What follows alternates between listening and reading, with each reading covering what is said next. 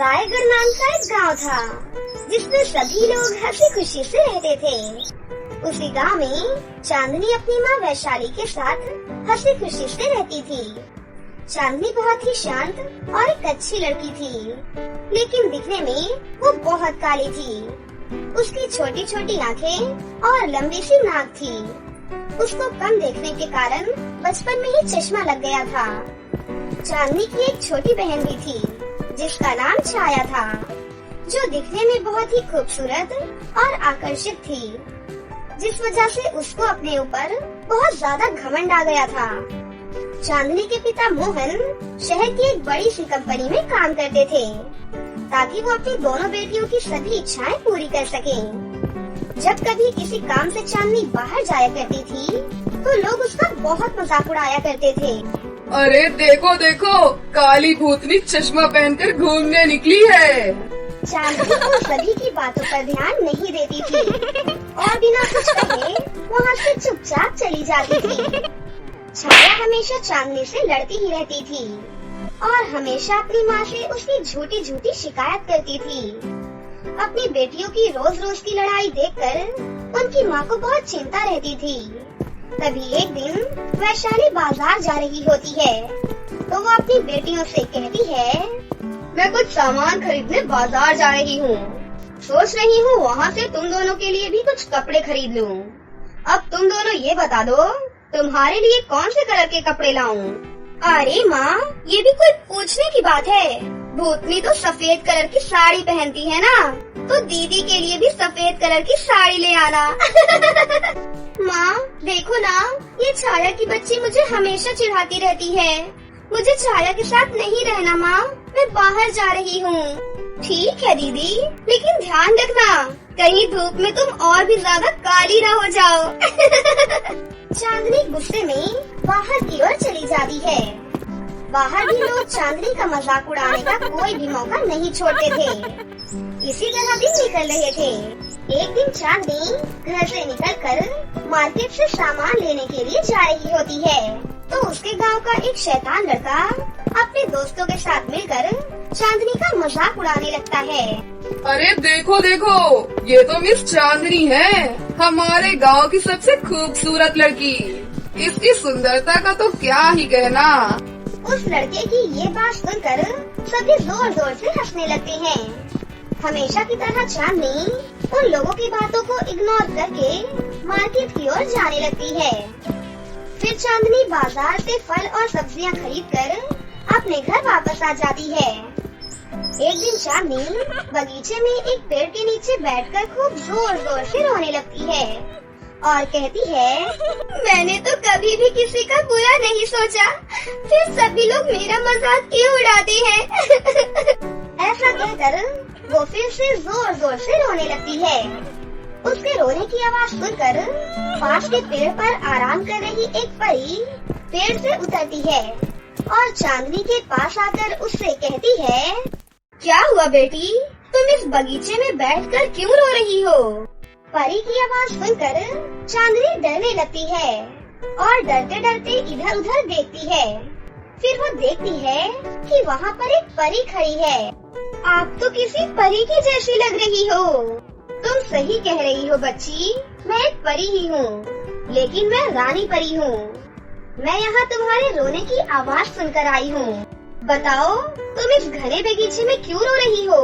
क्या हो गया? मैं तुम्हारी कोई मदद कर सकती हूँ? रानी परी जी, मैं बहुत परेशान हूँ। तुम परेशान मत हो और मुझे बताओ कि क्या बात है, मैं तुम्हारी जरूर मदद करूँगी। इसके बाद चांदनी परी को सारी बात बता देती है कि उसके पड़ोस के लोग उसे बहुत चिढ़ाते हैं और वो क्यों रो रही है। उसकी सारी बातें सुनकर रानी परी उसे अपने जादू से एक जादुई मस्कारा देती है और उससे कहती है, प्यारी बच्ची, ये एक जादुई मस्कारा है। इसे तुम जैसे ही अपनी आँखों पर लगाओगी, तुम पहले से बहुत खूबसूरत हो जाओगी और कुछ ही दिनों में तुम्हारी आँखों से ये चश्मा भी हट जाएगा। लेकिन ध्यान रहे, इस मस्कारे का जादू केवल तुम्हारे ऊपर ही काम करेगा। अगर कोई और व्यक्ति इस मस्कारे का इस्तेमाल करेगा तो इसका जादू उस पर उल्टा हो जाएगा और वो बहुत ही बदसूरत हो जाएगा। चांदनी रानी परी की सारी बात सुनकर हाँ में सर हिलाकर उसका धन्यवाद करके वहाँ से चली जाती है। घर पहुंचकर चांदनी रानी परी के कहे अनुसार वो जादुई मस्कारा अपनी आंखों पर लगा लेती है। मस्कारा लगाते ही वो पहले से बहुत ज्यादा खूबसूरत हो जाती है।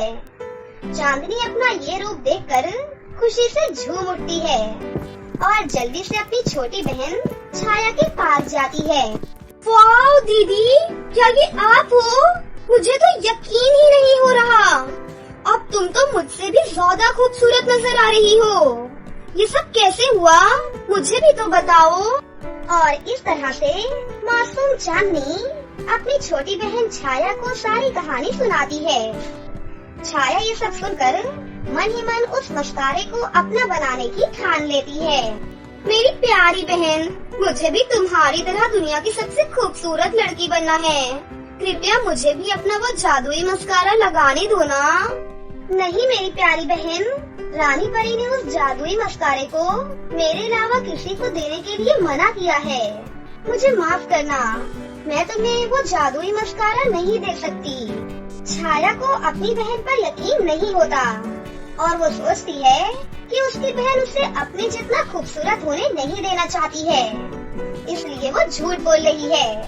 लेकिन छाया ने ठान लिया था कि वो कैसे भी करके वो जादुई मस्कारा लगा कर ही रहेगी। फिर छाया मन ही मन प्लानिंग बनाती है। अभी तो मैं जा रही हूँ, लेकिन मौका मिलते ही मैं वो जादुई मस्कारा चुरा कर अपनी आंखों पर जरूर लगाऊंगी। फिर छाया वहाँ से थोड़ी देर के लिए बाहर चली जाती है और इस तरह चांदनी के रोजाना वो जादुई मस्कारा लगाने से उसे बिना चश्मा लगाए ही अब सब कुछ साफ साफ दिखने लगता है। चांदनी जब कभी भी किसी काम से बाहर जाती तो उसके पड़ोस के बच्चे उसको देखकर आपस में बातें करने लगते और बहुत शर्मिंदा होते कि वो अब उनसे भी ज्यादा खूबसूरत हो गई है। कभी चांदनी को वही शैतान लड़का रास्ते पर मिलता है और उससे कहता है, अरे वाह चांदनी, तुम तो पहले से भी ज्यादा खूबसूरत हो गई हो। ये कैसे हुआ? मैं तुम्हें क्यों बताऊं? तुम तो मेरे काले रंग का मजाक उड़ाया करते थे ना। तुम यही समझ लो कि ये सब मेरे अच्छे कर्म और ईमानदार होने का फल है। इतना कहकर चांदनी वहाँ से बाहर की ओर निकल जाती है। वहीं दूसरी तरफ छाया चांदनी को घर पर ना देखकर उसके कमरे में घुसकर उसका वो जादुई मस्कारा लगाने लगती है। छाया के मस्कारा लगाते ही वो दुनिया की सबसे बदसूरत लड़की में बदल जाती है। छाया अपना ये रंग रूप देखकर बहुत जोर जोर से रोने लगती है। छाया रो ही रही होती है कि तभी वहाँ पर चांदनी भी आ जाती है। अरे छाया बहन, मैंने तुम्हें मना किया था ना कि तुम इस जादुई मस्कारे को मत लगाना। अब देख क्या हो गया ये सब। दीदी मुझे माफ कर दो, मुझसे बहुत बड़ी भूल हो गई। मैं आगे से ऐसा कुछ नहीं करूँगी। कृपया मुझे पहले जैसा बना दो। अब मैं कुछ नहीं कर सकती बहन, अब शायद तुम जिंदगी भर ऐसी ही रहोगी। लेकिन छाया के ज्यादा माफी मांगने पर चांदनी छाया को माफ कर देती है और जादुई मस्कारे से बोलकर उसे पहले की तरह वापस खूबसूरत कर देती है। इस तरह दोनों बहनें आगे का जीवन हंसी खुशी से गुजारती हैं और दोनों में अच्छी दोस्ती भी हो जाती है। अभिषेक की शादी ऐश्वर्या से हुई थी। ऐश्वर्या बहुत खूबसूरत थी। शादी के 4 साल बाद भी उनकी कोई संतान नहीं हुई। फिर जब छोटे भाई अनुराग की शादी हुई तो खुश रहो बेटी, जल्दी ही हमारे घर में खुशखबरी सुनाना। निशा का रंग बहुत काला था, जबकि उसकी जेठानी ऐश्वर्या बहुत गोरी थी। ऐश्वर्या बहुत ही घमंडी और नक्चड़ी भी थी। वो घर का कोई भी काम नहीं करती थी। निशा बहुत ही सीधी सादी थी। ऐश्वर्या ने निशा के आते ही घर के सारे काम की जिम्मेदारी उस पर ही डाल दी। कुछ दिनों बाद एक बार ऐश्वर्या की बहन विद्या जब उनके घर पर आई तो, ऐश्वर्या, तेरी देवरानी इतनी काली है, तुम लोगों ने शादी से पहले देखा नहीं था क्या?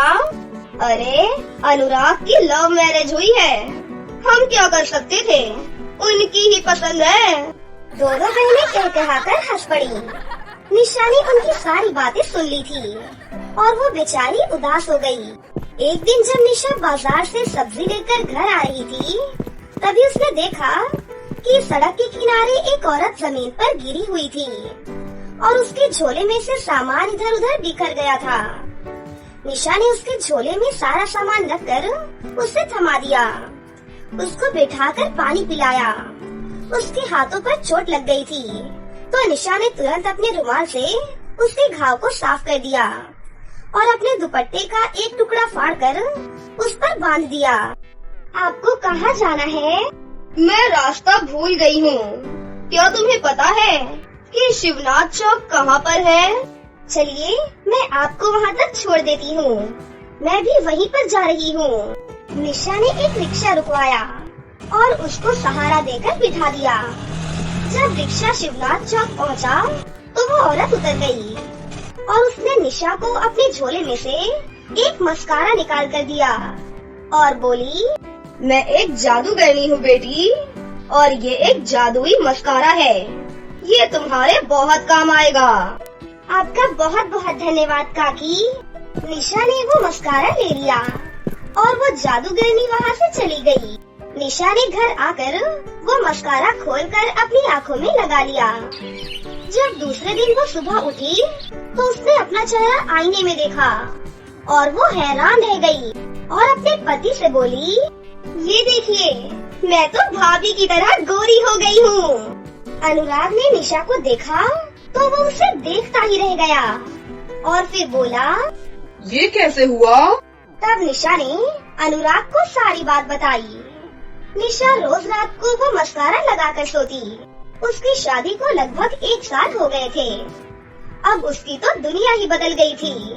निशा माँ बनने वाली थी। जब घर में सबको इस बात का पता चला, तो सब बहुत खुश हुए। ऐश्वर्या तो जल भुनकर राख हो गई थी। एक बार उसकी जेठानी की बहन विद्या फिर आई और उसको देखते ही बोली, अरे ऐश्वर्या, ये प्लास्टिक सर्जरी करा कर आई है क्या? अरे नहीं, पता नहीं कैसे ये इतनी गोरी हो गई और अब तो माँ भी बनने वाली है। घर में उसकी इज्जत बढ़ गई है, जैसे मैं कुछ हूँ ही नहीं। निशा का खोया हुआ आत्मविश्वास लौट आया था। ऐश्वर्या को इस बात पर बहुत गुस्सा आता था। उसने एक दिन निशा को मस्कारा लगाते हुए देख लिया। एक दिन जब निशा किसी काम से बाहर गई थी, ऐश्वर्या सीधा उसके कमरे में गई और उसके जादुई मस्कारे का डब्बा उठाकर अपने कमरे में लेकर चली गई।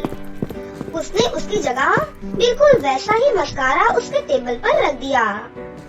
ऐश्वर्या जब सोने गई, तो रात में उसने मस्कारा अपनी आँखों में लगा लिया। जब वो सुबह उठी, तो उसके पूरे चेहरे पर लाल लाल दाने निकल गए थे। वो रोते हुए अपनी सास के पास आई और बोली, अरे ये क्या हुआ बहू? ऐश्वर्या ने उनको वो सारी बातें बताई। ऐश्वर्या, जलन की भी कोई सीमा होती है। निशा बेचारी पहली बार थोड़ी सी खुश हुई थी, पर तुमसे तो उसकी खुशी देखी ही नहीं गई। माँ जी, जब से उसने ये मस्कारा लगाना शुरू किया है, हर जगह उसी को सब पूछते हैं। मैं तो किसी को दिखाई भी नहीं पड़ती। रंग तो मेरा भी गोरा ही था ना। निशा पीछे खड़ी होकर सब कुछ सुन रही थी। जब से मैं इस घर में आई हूँ, तब से अपने काले होने का तंज झेल रही हूँ। आप मेरी जेठानी हैं, बजाय इसके कि आप मेरा साथ देती, अपनी बहन के साथ मिलकर मेरा मजाक उड़ाती हैं। मेरे काले रंग का मजाक उड़ाते हुए कहती हैं, काले को काला ही कहेंगे ना, इसमें नाराज होने की क्या बात है।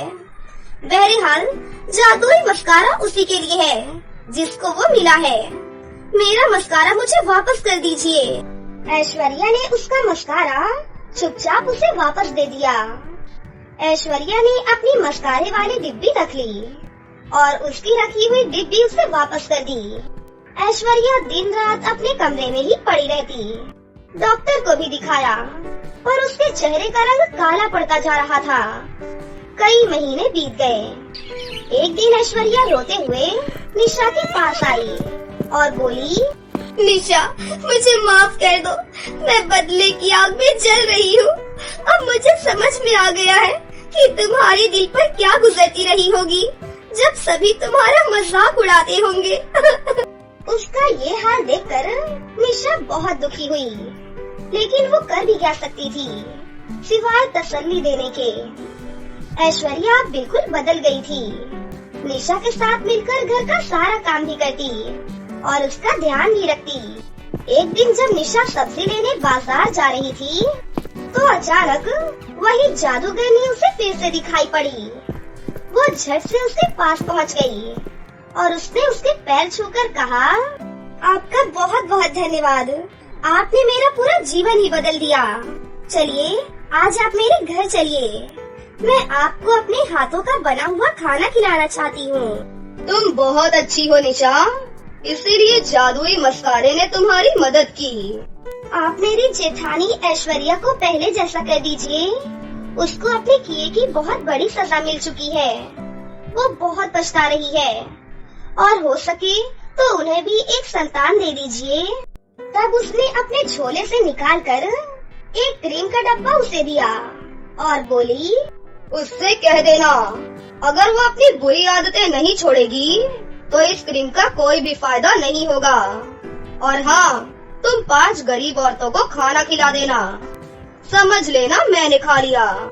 ये कहकर वो जादूगरनी तुरंत वहाँ से गायब हो गई। जब निशा घर आई तो उसने ऐश्वर्या को वो क्रीम देते हुए कहा, भाभी आपको अपने आप को बदलना होगा, तभी ये जादुई क्रीम अपना जादू दिखा पाएगी। आपका चेहरा पहले जैसा हो जाएगा और आपको संतान का सुख भी प्राप्त होगा। निशा, मैं अपने आप को पूरी तरह से बदल दूंगी।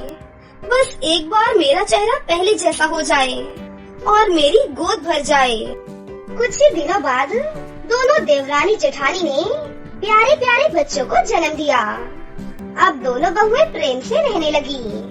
फिर एक दिन, छोटी बहू, तुम्हारी जादुई क्रीम और मस्कारा तो वाकई जादुई है। अच्छे लोगों के साथ हमेशा अच्छा ही होता है। दोनों बहुएं मुस्कुराकर अपने बच्चों को प्यार से दादी की गोद में डालकर अपने कामों में व्यस्त हो गयीं। कुछ समय पहले की बात है। किशनपुर के एक जिले में 2 बहनें रहा करती थीं। वो बहनें एक दूसरे की कट्टर दुश्मन थीं। कभी एक दूसरे से सीधे मुंह बात तक नहीं करती थीं। एक बहन का नाम रानी था और दूसरी बहन का नाम पायल था। पायल अपना घर चलाने के लिए मछलियाँ पकड़ने जाया करती थी और वो मछली पकड़कर बाजार में बेच दिया करती थी और जो पैसे उसे मिलते थे उन पैसों से वो घर में सामान लाकर भी देती थी और अपनी जरूरतों की चीजें भी खरीदा करती थी। ये देखकर रानी पायल से बहुत ज्यादा जलती थी। वो बिल्कुल भी नहीं चाहती थी कि पायल जिंदगी में कभी तरक्की करे और पैसे कमाए। ऐसे ही एक दिन की बात है। उस गांव में एक जादुई चुड़ैल औरत रहती थी। उस चुड़ैल औरत ने 2 परियों को मस्कारे के अंदर कैद कर लिया था और अपनी पोटली में बांध लिया था। एक दिन उसे बहुत ज्यादा भूख लगी। भूख के मारे वो बाहर जंगलों में आकर खाने की तलाश में निकल पड़ी। वहीं उसे एक पेड़ दिखाई दिया। उस पेड़ के नीचे बैठकर उसने आराम से कुछ फल खाए। उसके बाद वो वहाँ से चलने लगी। वहाँ पर तभी एक नदी आई। अब वो उस नदी को अपने जादुई झाड़ू से पार कर ही रही थी कि तभी उसके हाथ में जो पोटली थी वो उसके हाथ से छूटकर उस नदी में गिर जाती है और तभी एक मछली उस पोटली को खा लेती है। जब तक चुड़ैल की उस मछली पर नजर जाती तब तक वो मछली उसकी पोटली को लेकर जा चुकी थी। अरे वो चालाक मछली मेरी पोटली को निगल कर चली गई। अब मैं क्या करूं? अब उस चुड़ैल के पास कोई भी रास्ता नहीं बचा था, इसलिए अपने जादुई महल में वो वापस चली जाती है। तभी वहाँ पर पायल आई और मछलियाँ पकड़ने लगी। सौभाग्य से उसने वही मछली पकड़ ली जो चुड़ैल की पोटली निगल गई थी। उस मछली को पकड़ते ही वो देखती है कि उसका पेट तो बहुत बड़ा है। अब जैसे ही पायल उस मछली को बाहर निकालती है और उसे जमीन पर रखती है, तभी मछली के मुंह से एक पोटली बाहर आती है। उस पोटली को देखकर पायल बहुत ज्यादा हैरान हो जाती है और जब वो उस पोटली को खोलकर देखती है तो उसमें 2 जादुई मस्कारे होते हैं। तभी वो दोनों जादुई मस्कारे बहुत बड़े हो जाते हैं और परियों के रूप में बदल जाते हैं। आपने हमें उस चुड़ैल के चंगुल से बचाया है, इसलिए आज से हम लोग आपकी ही सेवक हैं। आज से हम दोनों परियां आपकी ही सेवा करेंगी और आपका अच्छे से ध्यान रखेंगी। आज से आप हमारी मालकिन हैं। उन दोनों परियों को देखकर पायल बहुत ज्यादा खुश हो जाती है और खुशी से वहीं पर नाचने लगती है।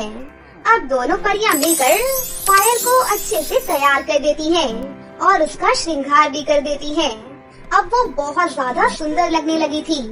तभी वहाँ पर उसकी बहन रानी आ जाती है और उसे ऐसा देखकर उसका खून खौल जाता है कि ये मुझसे ज्यादा अच्छी क्यों लग रही है। फिर पायल रानी को वो सारी बातें बताती है और जादुई 2 मस्कारे के बारे में भी बता देती है और बताती है कि कैसे उस मस्कारे में से 2 परियां निकलकर आई थीं, जो उसकी सारी इच्छा पूरी करती हैं। पायल की ये बात सुनकर रानी ने ये साजिश रची कि वो रात होते ही उन दोनों मस्कारों को चोरी करके अपने पास रख लेगी और उनसे अपने सारे मन की इच्छाएं पूरी करवाएगी। देखते ही देखते रात हो जाती है और रानी चोरी चुपके पायल के कमरे में जाकर उन दोनों जादुई मस्कारों को चोरी करके अपने कमरे में ले आती है। जैसे ही वो दोनों मस्कारों को खोलती है तभी उसमें से 2 परियां निकलकर आ जाती हैं। उन्हें देखकर रानी कहती है, सुनो तुम दोनों परियों, अब तुम दोनों मुझे पायल से भी ज्यादा सुंदर और गोरी बना दो और मेरे कपड़े बिल्कुल परियों जैसे बना दो, ताकि मैं इस दुनिया की सबसे खूबसूरत लड़की लगूं और मेरा रंग रूप और ज्यादा सुंदर कर दो और मुझे बहुत सारे धन और दौलत भी दे दो, ताकि जिंदगी में मुझे कभी भी किसी चीज की कमी ना हो। रानी की ये बात सुनकर दोनों परियां अपनी छड़ी को घुमाती हैं और अपनी छड़ी से रानी को बिल्कुल काली बना देती हैं और उसके कपड़े भी गंदे और मैले कर देती हैं और उसके चेहरे पर बहुत सारे दाग धब्बे भी कर देती हैं। अब रानी पहले से भी ज्यादा बदसूरत और गंदी लगने लग जाती है। वो अपनी ये हालत देखकर फूट फूट कर रोने लगती है। तभी उसकी आवाज सुनकर पायल दौड़ते हुए वहाँ पर आ जाती है और कहती है, अरे क्या हुआ रानी, तुम ऐसे क्यों रो रही हो और तुम्हारा चेहरा इतना गंदा कैसे हो गया? ये सब कैसे हुआ रानी? पायल, तुम्हारी बहन रानी लालच में आकर हमसे बहुत सारी इच्छाएं कर रही थी, धन दौलत मांग रही थी, इसलिए हमने उसका ये हाल कर दिया है। लालच करने वालों के साथ ऐसा ही होता है। परी की ये बात सुनकर पायल कहती है, देखा रानी, मैं तुम्हें हमेशा से ही मना करती थी ना कि लालच करना बुरी बला है। आज तुम्हारी लालच की वजह से देखो तुम्हारे साथ क्या हो गया और तुम्हारी क्या हालत हो गई है। हाँ पायल, तुम सही कहती थी। आज के बाद मैं ऐसा कभी भी नहीं करूँगी और भगवान के लिए उन परियों को बोलो कि मुझे पहले जैसा बना दे। मैं इस बदसूरत से चेहरे के साथ नहीं जी सकती हूँ।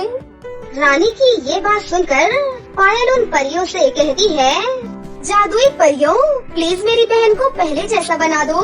इसे अपनी गलतियों का एहसास हो गया है। आज के बाद ये ऐसा कभी भी नहीं करेगी। प्लीज परियों, प्लीज।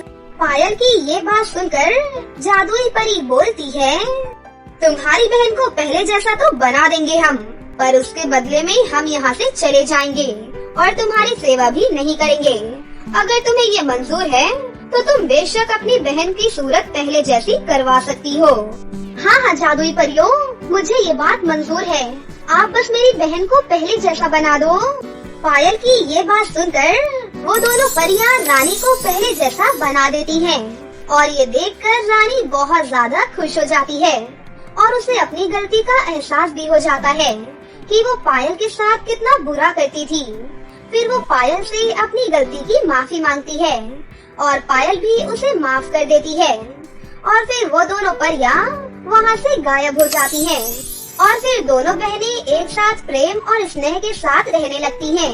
दोनों में इतना प्यार देखकर उनके माता पिता भी बहुत खुश होते हैं और सोचते हैं कि ये चमत्कार कैसे हो गया। ये दोनों अब आराम से साथ साथ कैसे रहने लग गयी।